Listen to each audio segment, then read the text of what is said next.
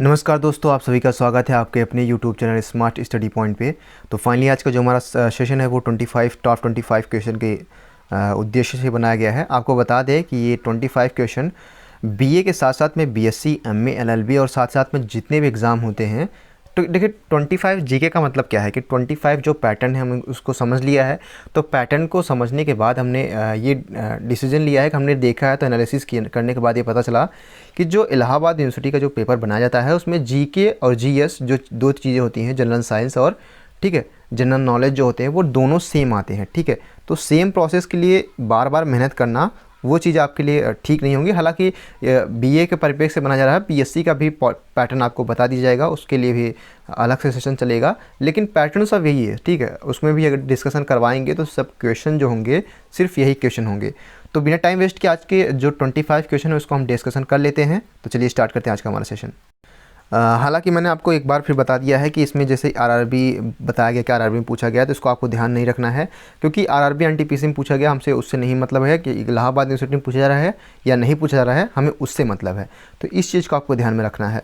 तो पहला क्वेश्चन हमारा है कि अभ्रक यानी मेगा किस राज्य में बहुतायत मतलब बहुत ज़्यादा पाया जाता है। ठीक है, तो अभ्रक किस राज्य में बहुतायत में पाया जाता है?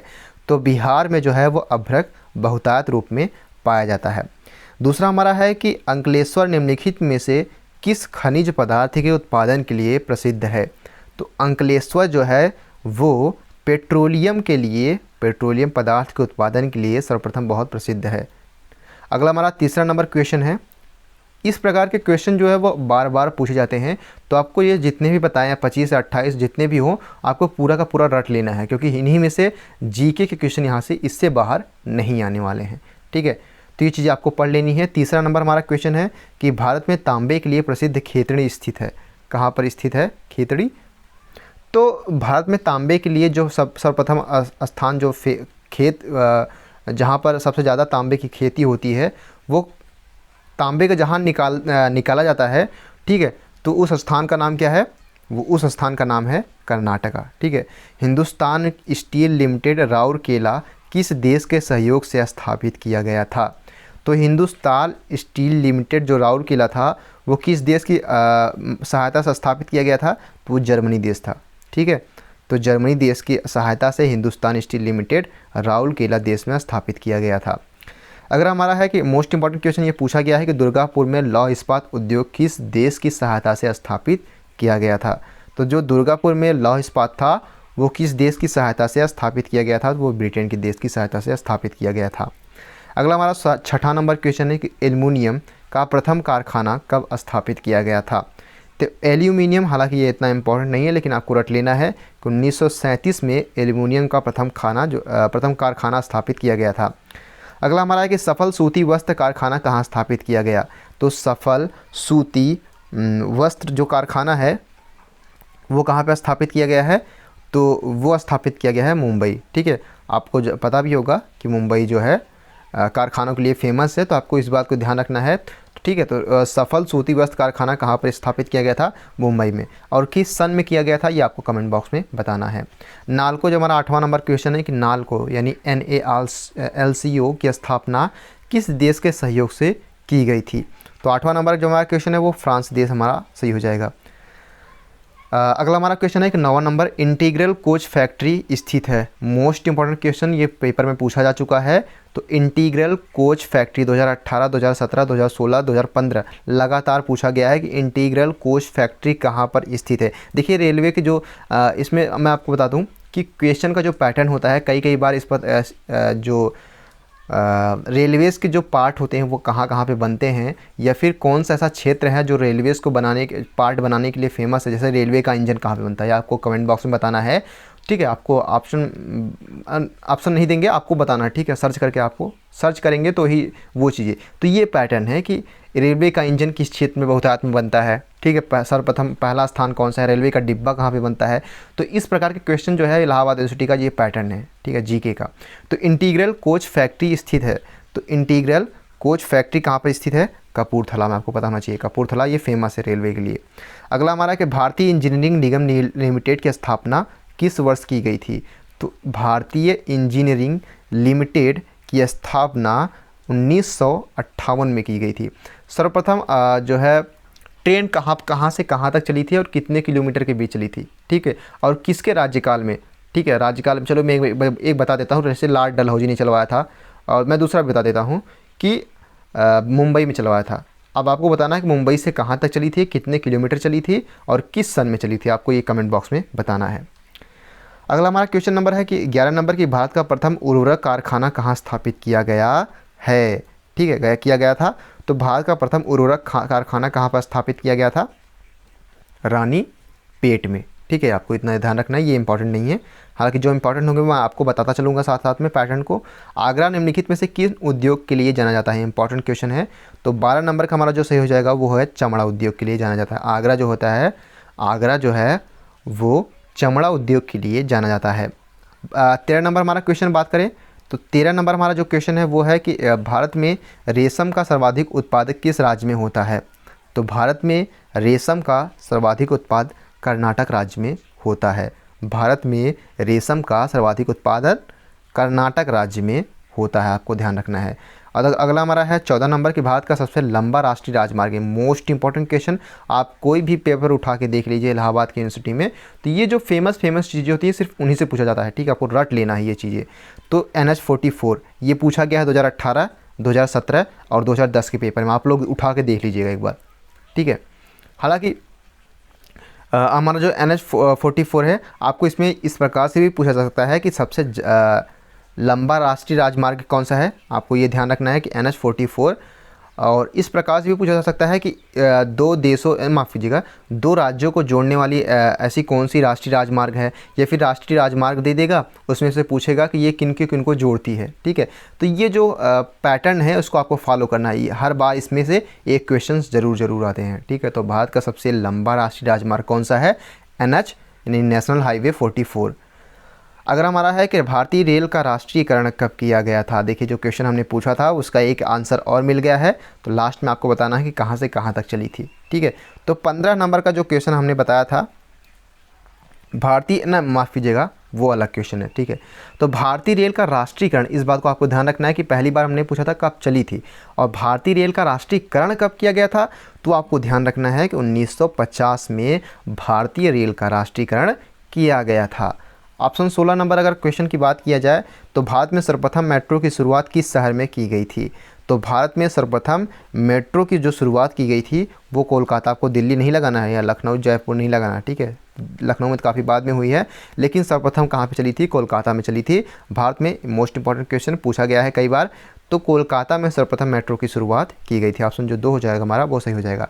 अगर हमारा है 17 नंबर की पूर्व मध्य रेलवे, ठीक है, पूर्व मध्य रेलवे यानी ईस्ट मध्य रेलवे जो है यानी पूर्व मध्य रेलवे का मुख्यालय कहाँ पर स्थित है? ये इस क्वेश्चन का पैटर्न जो है फॉलो किया गया है और बार बार पूछा गया है। तो देखिए ये जो क्वेश्चन है आपको रट लेना है कि पूर्व मध्य रेलवे का मुख्यालय कहाँ पे है, ठीक है। मध्य रेलवे का मुख्यालय कहाँ पे स्थित है, उत्तर रेलवे का मुख्यालय कहाँ पे स्थित है, ठीक है। उत्तर पूर्व या फिर उत्तर पश्चिम, इस प्रकार से पूछे गए हैं। तो 3 क्वेश्चन आपको रट लेना है कि पूर्व मध्य रेलवे का कहाँ पे है, उत्तर पश्चिम का कहाँ पे है, ठीक है, मध्य रेलवे का, ये चीज़ें 3 है। साउथ का नहीं पूछा गया है, हालांकि आपको याद रख लेना है, ज़्यादातर जो क्वेश्चन होते हैं वो इसी से पूछे गए हैं, बार बार यही क्वेश्चन रिवाइज हुआ है, पैटर्न जो है वही सेम है। तो हाजीपुर, आपको ये नहीं लगा देना इलाहाबाद, ठीक है। तो 17 नंबर हमारा जो ऑप्शन सही होगा वो हाजीपुर सही हो जाएगा। भारत की सबसे लंबी दूरी रेलगाड़ी किन स्टेशनों के बीच चली है? ये इंपॉर्टेंट क्वेश्चन है कि भारत की सबसे लंबी दूरी की रेलगाड़ी किन किन स्टेशनों के बीच, यानी 2 आपको स्टेशन, पहला आरंभिक और दूसरा एंडिंग पॉइंट आपको बताना है। तो 18 नंबर का जो हमारा सही है वो है तिरुवनंतपुरम से दिल्ली, तिरुवनंतपुरम से दिल्ली। हालांकि कई लोग लगा सकते हैं कन्याकुमारी बारामूला, लेकिन वो ऑप्शन सही नहीं होगा। तो तिरुवनंतपुरम जो केरल में स्थित है, आपको पता होगा कि केरल की राजधानी क्या है, तिरुवनंतपुरम, नई दिल्ली से चलती है, ठीक है। तो ये लास्ट छोर है, आपको इससे भी आप अंदाज़ा लगा सकते हैं। अगला नंबर 19 नंबर हमारा क्वेश्चन है कि 19 नंबर क्या है? देखिए अभी 18 नंबर हमने क्या देखा था कि भारत की सबसे लंबी दूरी, माफ़ कीजिएगा इसमें हमने गलत कर दिया है, ठीक है। तो देखिए भारत की सबसे लंबी दूरी रेलगाड़ी किन स्टेशनों के बीच चली है? तो कन्याकुमारी सबसे लास्ट छोर है, तो आपको ध्यान रखना है डिब्रूगढ़ से कन्याकुमारी के बीच में जो लास्ट छोर है हमारे दक्षिणतम छोर माना जाता है, वो चीज़ यहाँ पे ऑप्शन याद रखनी है। ठीक है, तो 18 नंबर का यहाँ पे 3 हो जाएगा, यहाँ पे गलती हो गई थोड़ी सी, आपको सुधार लीजिएगा। 19 नंबर हमारा क्वेश्चन है कि निम्नलिखित में से कौन बंगाल की खाड़ी में स्थित नहीं है। आपको नहीं है, सत्य है, असत्य है, इस बात पर विशेष ध्यान देना है। तो पारादीप, एन्नौर और कोलकाता ये तीनों बंगाल की खाड़ी में स्थित हैं, जबकि कांडला जो है वो यहाँ पर स्थित नहीं है। निम्नलिखित में से कौन सा बंदरगाह अरब सागर में स्थित है। तो 20 नंबर का जो हमारा हो जाएगा वो है, देखिए यहाँ पे नामोशेवा और मार्गाम गोवा और कांडला, ये तीनों बंदरगाह अरब सागर में स्थित है, आपको ध्यान रखना है। ठीक है, यहाँ पे देखिए इसका ऑप्शन भी आपको मिल गया है। तो ये सभी जो है वो नामशेवा, मारमा गोवा और कांडला, जो ये सभी तीनों बंदरगाह जो है वो अरब सागर में स्थित है। यही बात करें 21 क्वेश्चन नंबर की, तो यहाँ पे 21 हमारा है कि निम्नलिखित में से कौन सा पश्चिम तट का बंदरगाह नहीं है। तो कांडला, नाहशेवा और मारमा गोवा अभी हमने देखा था, ठीक है, अरब सागर में स्थित है, और ये तीनों जो है वो पश्चिम तट के बंदरगाह हैं, लेकिन जो विशाखापत्तनम है वो नहीं हो। तो ऑप्शन हमारा जो डी होगा वो सही हो जाएगा। ठीक है, कोरिलेट कर पा रहे होंगे आप लोग। 22 नंबर हमारा क्वेश्चन है कि निम्नलिखित में से बंदरगाहों में से कौन सा एक नदी तटीय यानी रिवर राइन बंदरगाह है। निम्नलिखित बंदरगाहों में से कौन सा एक नदी तटीय यानी रिवर राइन बंदरगाह है। तो 22 का जो हमारा ऑप्शन सही हो जाएगा वो होगा सी यानी कोलकाता। ठीक है, भारत में वायु परिवहन की शुरुआत कब की गई थी, ये इंपॉर्टेंट नहीं है, हालांकि पूछ सकता है, लेकिन आपको थोड़ा सा देख लेना है कि 1911 में से शुरू की गई थी। अगला हमारा है कि राजीव गांधी अंतर्राष्ट्रीय हवाई अड्डा कहाँ पर स्थित है। मोस्ट इंपॉर्टेंट क्वेश्चन है, ये पूछा जा सकता है। 24 नंबर का हमारा जो ऑप्शन 2 हो जाएगा, यानी हैदराबाद। राजीव गांधी जो अंतर्राष्ट्रीय हवाई अड्डा है वो कहाँ पर स्थित है, हैदराबाद में स्थित है। अगला हमारा 25 क्वेश्चन नंबर है कि भारतीय विमानपत्तन प्राधिकरण का गठन कब किया गया था। तो भारतीय विमानपत्तन प्राधिकरण का गठन जो किया गया था वो किया गया था 1995 ईस्वी में। अगला हमारा क्वेश्चन की बात किया जाए तो अगला हमारा है कि 26 नंबर है कि सौर ऊर्जा द्वारा पूर्ण रूप से संचालित विश्व का सर्वप्रथम हवाई अड्डा कौन सा है। हालांकि ये पूछा नहीं गया, लेकिन पूछे जाने की संभावना थोड़ा सा है, तो इसको हम यहाँ पे देख लेंगे, इस पर विशेष ध्यान नहीं देंगे। कि देखिए डेप्थ में आपको बहुत नहीं जाना है, ठीक है, वो बेसिक कॉन्सेप्ट होता है, सिर्फ वही को ध्यान रखना है। इसलिए मैं ये भी बता देता हूँ कि ऐसा नहीं कि मैंने जो सभी शामिल किया है वो सभी इंपॉर्टेंट है एग्जाम की पॉइंट ऑफ व्यू दृष्टि से। तो जो मैं मोस्ट इंपॉर्टेंट बता रहा हूँ उसको आपको रट लेना है, डेफिनेटली पैटर्न वही फॉलो होगा, एकदम डेप्थ में नहीं जा रहा है। मैं बार बार बता रहा हूँ आपको कि बहुत डेप्थली पढ़ाई नहीं करनी है, बाकी हमें सभी विषयों पर फोकस करना है जो चीज़ें, क्योंकि हम क्या होता है कि हम एक ही विषय पर बार बार गहन अध्ययन कर लेते हैं और वहाँ पर जाने के बाद हमें ये रियलाइज़ होता है कि हमने जो चीज़ पढ़ी थी वो सब आसमान के ऊपर चली गई। ठीक है, बहुत बेसिक चीज़ें पूछी गई थी और हमने उसको भी नहीं सॉल्व कर पाया, तो जो दूसरे क्वेश्चन होते हैं वो हट जाते हैं, तो हमारा जो है सिलेक्शन भी नहीं हो पाता। ठीक है, एफिलिएटेड कॉलेज में फिर हमको मिल जाएगा। तो अगर आप लोगों को इस बात का ध्यान रखना है कि अगर आप लोगों को जो यूनिवर्सिटी कैंपस मेन कैंपस है अगर उसमें भी एडमिशन लेना है तो आपको ये चीज़ें फोकस करनी पड़ेंगी, अदरवाइज़ एफिलिएटेड कॉलेज में ही आपको मिलेगा। ठीक है, हालांकि ऐसा नहीं है कि आप लोग अगर एफिलिएटेड कॉलेज मिल जाता है तो आप लोग क्लास जो है वो कैंपस में भी ले सकते हैं। तो इसका बहुत ज़्यादा वो रिग्रेट मत कीजिएगा कि यार मेरा मिल जाएगा, क्योंकि जो आपको सर्टिफिकेट मिलेगा वो इलाहाबाद यूनिवर्सिटी की तरफ से एक ही सर्टिफिकेट मिलता है और सभी एफिलिएटेड कॉलेज। तो ऐसा नहीं कि वो मेन कैंपस उसमें लिखा रहेगा या फिर एफिलिएटेड कॉलेज। क्या होता है कि कई स्टूडेंट को ये कन्फ्यूज़न हो जाता है कि हम अगर एफिलिएटेड, थोड़ा सा इस पर बात कर लेते हैं, एफिलिएटेड कॉलेज में पढ़ रहे हैं तो कहीं ऐसा ना हो कि उसमें इलाहाबाद यूनिवर्सिटी प्लस एफिलिएटेड लिखा हो, तो ऐसा कुछ भी नहीं है। जो इलाहाबाद यूनिवर्सिटी का आपको मार्कशीट होती है वो सभी को एक समान रूप से वितरित की जाती है। अगर आप लोगों का, और ऐसा नहीं कि एफिलिएटेड कॉलेज बहुत घटिया पढ़ाई होती है या फिर होती नहीं है, बहुत अच्छे कॉलेजेस हैं। हालांकि मैं ये भी कहूँगा कि उसमें कुछ प्रोफेसर ऐसे हैं जो कि इलाहाबाद यूनिवर्सिटी के मेन कैंपस से भी काफ़ी अच्छा। ठीक है, क्या होता है कि जो एफिलिएटेड कॉलेज के जो प्रोफेसर होते हैं वही कई बार क्या होता है कि उनकी पोस्टिंग हो जाती है। ठीक है, उनका पद जो है बढ़ जाता है, तो वो क्या हो जाते हैं, मेन कैंपस में चले जाते हैं। ठीक है, तो वो चीज़ आपको बिल्कुल यहाँ पे ध्यान नहीं देनी है कि यार कैंपस में पढ़ेंगे तो बहुत ज़्यादा हमको फैसिलिटी मिलेंगी, या फिर अगर हम एफिलिएटेड पढ़ते हैं तो पढ़ाई नहीं अच्छी होगी। तो इस बात को आपको विशेष तौर पर मैं कहूँगा कि आपको इन सब चीज़ों पर ध्यान नहीं देना है, बिल्कुल छोड़ देना है। हालांकि हमारा यही सिर्फ मेन मोटो होना चाहिए कि मेन कैंपस मिल जाता है, उसमें ज़्यादा लाइब्रेरी की सुविधाएँ थोड़ी अच्छी होती हैं, फैसिलिटी थोड़ी अच्छी होती हैं, टीचर भी काफ़ी अच्छे होते हैं, तो वो चीज़ें हैं। ठीक है, स्पेस की बात किया जाए, अगर आपका नहीं होता है तो डेफिनेटली अगर आप क्लास लेना चाहते हैं तो वहाँ पे क्लास ले सकते हैं, इसमें कोई भी रोक टोक नहीं है। तो हमारा अगला क्वेश्चन देखिए, यहाँ पे थोड़ा सा मुझे ये थोड़ा सा क्लियर कर देना ज़रूरी था, क्योंकि जो 12th के बाद पास आउट स्टूडेंट होते हैं उसमें थोड़ा सा कन्फ्यूज़न ये बार बार होता है, तो वो बार बार मुझसे ये चीज़ पूछते हैं। तो ठीक है, तो उस पर आपको ध्यान नहीं देना है। तो कोचीन अंतर्राष्ट्रीय हवाई अड्डा जो है वो सौर ऊर्जा द्वारा संचालित सर्वप्रथम हवाई अड्डा है।